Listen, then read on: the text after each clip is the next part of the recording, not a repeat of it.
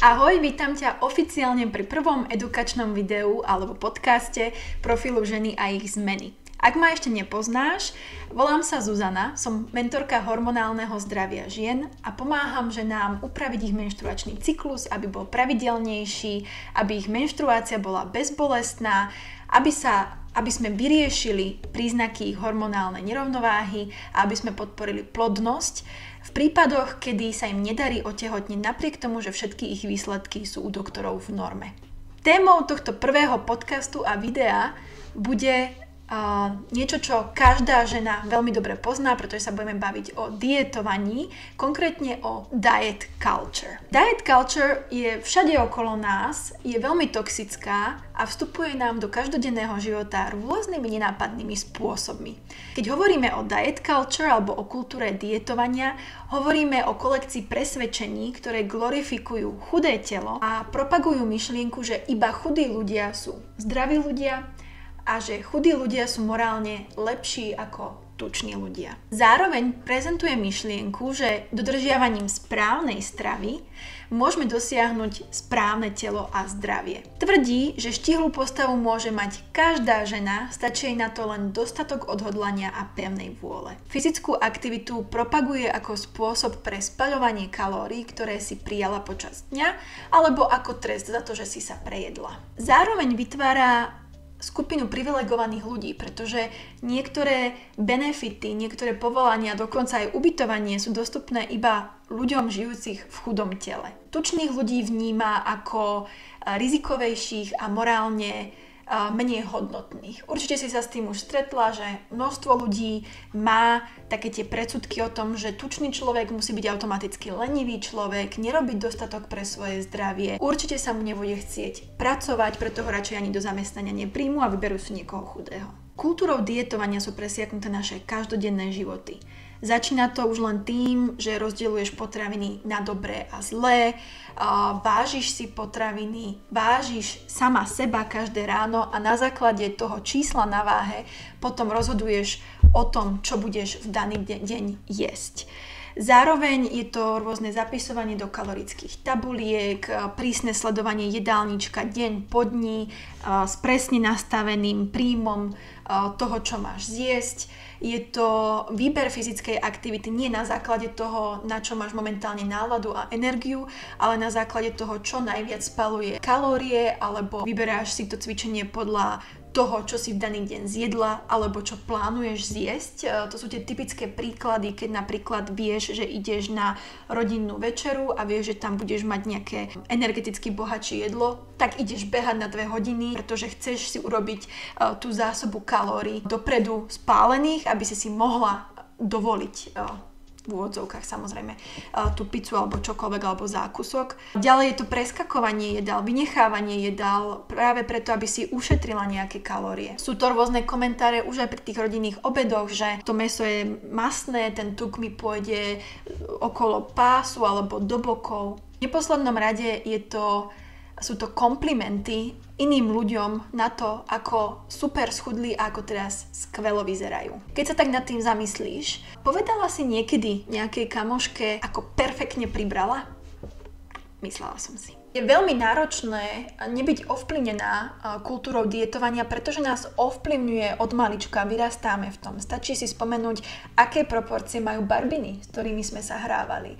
Aké proporcie mali disneyovské postavičky alebo v ktoromkoľvek animáku, ktoré sme pozerávali. Boli to väčšinou ženské telá, ktoré mali úzky driek, výrazné prsia, štíhle nohy. Ďalej nám ju podsúvajú aj influenceri, ktorí nám sa snažia predať rôzne detoxikačné kúry za účelom zdravia, dávajú nám tipy, ako odolať nejakému jedlu alebo ako potlačiť chuť na jedlo.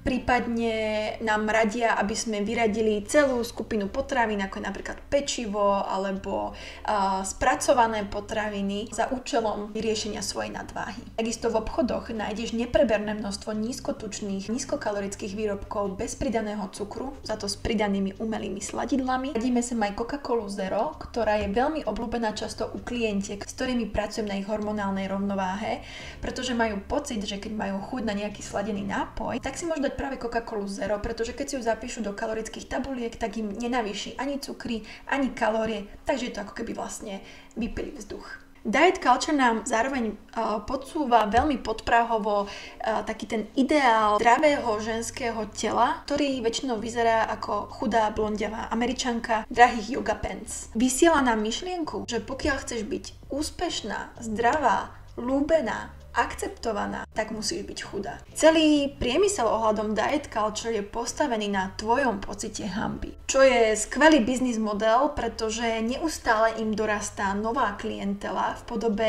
dospievajúcich mladých žien, ktoré si neveria a ktoré majú pochybnosti o vlastnom tele. Štúdie dokázali, že všetky diety majú 95 až 98% neúspešnosť. To znamená, že fungujú asi tak maximálne v 5% prípadov.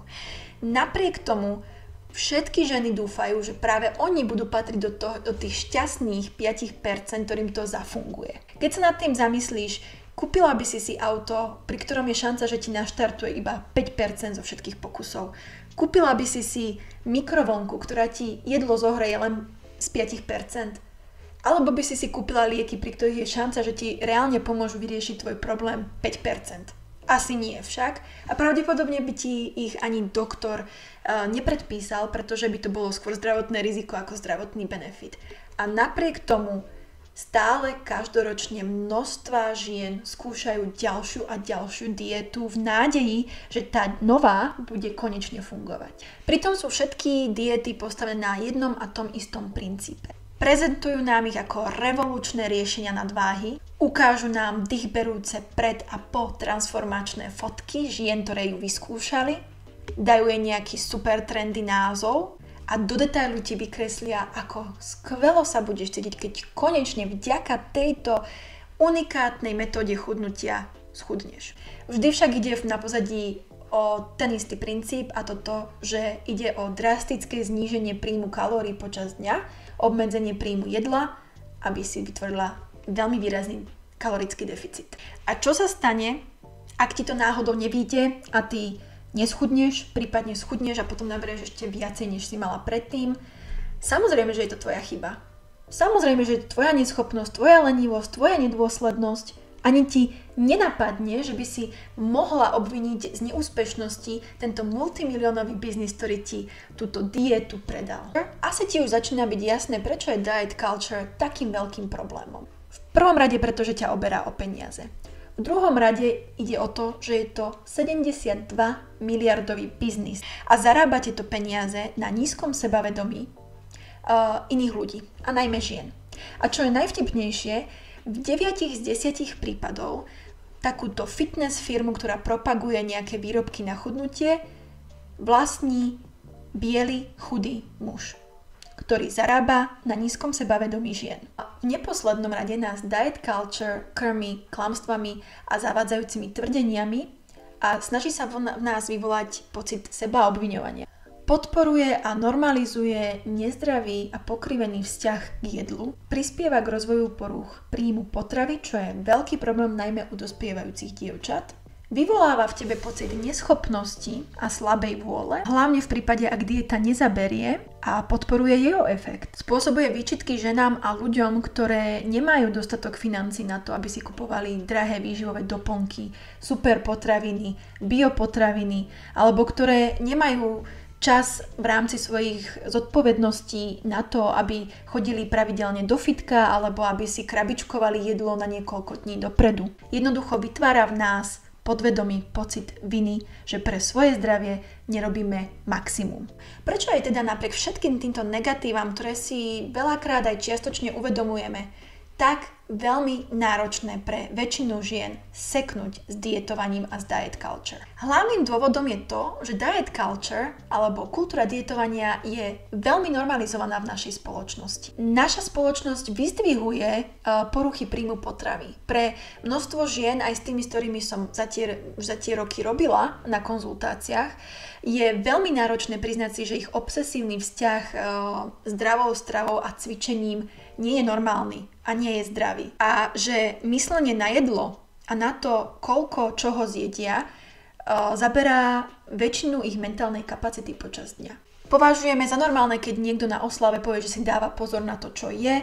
Obdivujeme toho, kto odolá koláču alebo nejakej inej kalorickej potravine a máme ho takmer za poloboha. Chválime ľudí za to, ako dobre vyzerajú, ako schudli a častokrát tým vlastne nechcene podporujeme ten ich nezdravý vzťah k jedlu a poruchu príjmu potravy, pretože ich utvrdzujeme v tom, že čím viacej sú chudší, tým viacej ich oceňujeme a chválime. A považujeme za normálne, keď niekto povie, že musí schudnúť do plaviek, aby dobre vyzeral na dovolenke, alebo musí schudnúť do svadobných šiat.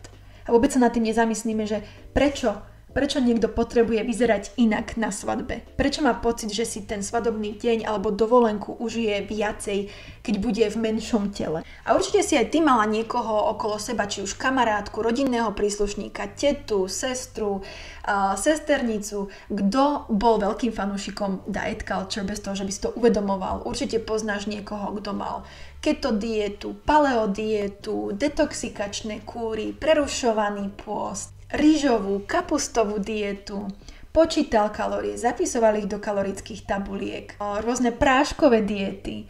Proste väčšina ľudí poznáme, ak sme aj my sami neboli obeťou diet culture, poznáme niekoho, kto prepadol tomuto kvázi zdravému životnému štýlu.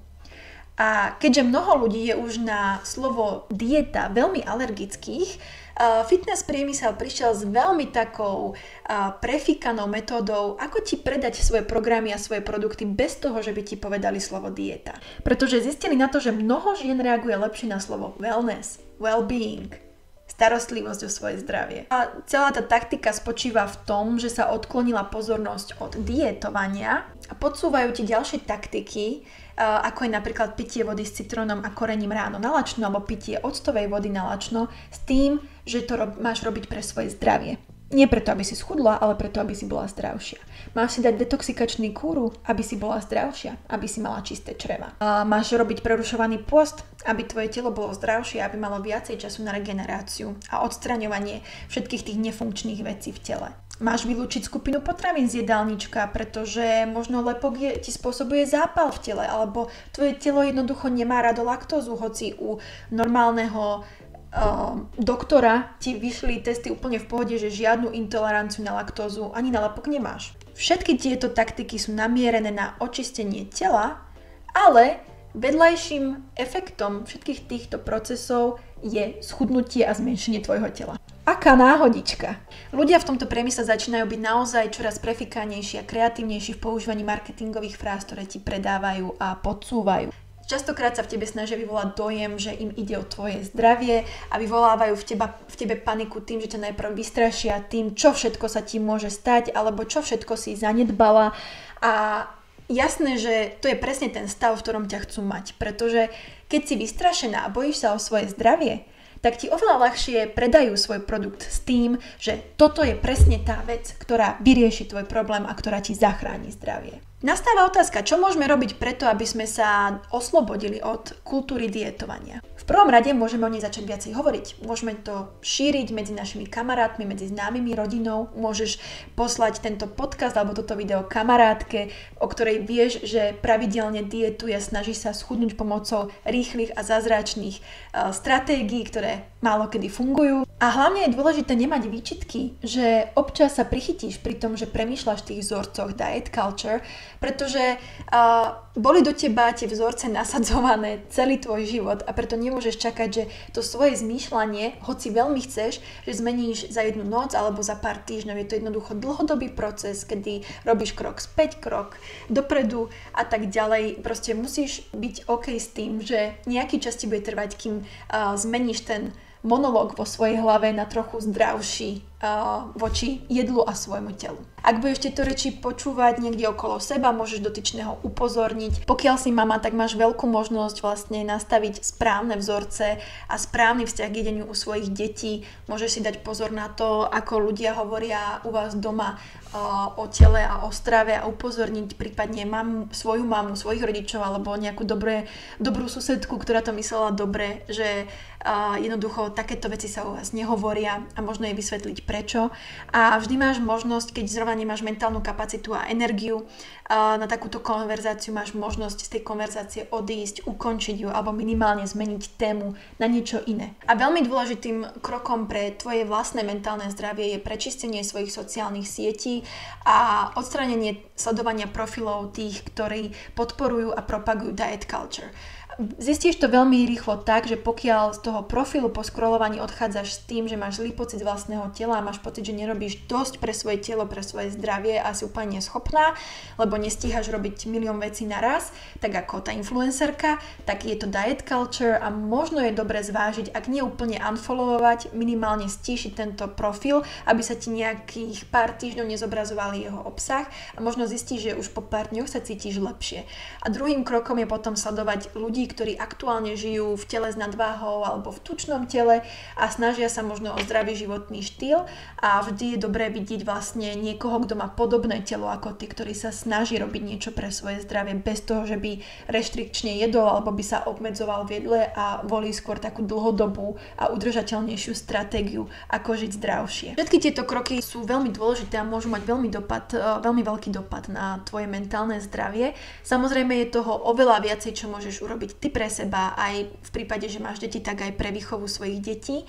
A o týchto krokoch konkrétnych hovorím na Hero Hero, kde sú ďalšie 2 epizódy tohto podcastu a tohto videa, kde budem hovoriť v prvom rade o tom, čo môžeš urobiť ty, aby si sa oslobodila od diet culture, aby si začala vlastne budovať zdravý vzťah k jedlu. V druhej epizóde na Hero Hero hovorím o tom, ako vybudovať zdravý vzťah k jedlu u detí. Čiže ak si mama, bude to veľmi pre teba prínosné video alebo podcast, pretože sa tam budeme venovať hlavne tomu, ako vysvetliť deťom, čo je to diet culture, prečo je nebezpečná a ako ich naučiť lepšie premýšľať a hovoriť nielen o svojom vlastnom tele, ale aj o tele druhých ľudí a aj o stravovacích návykov svojich aj iných ľudí.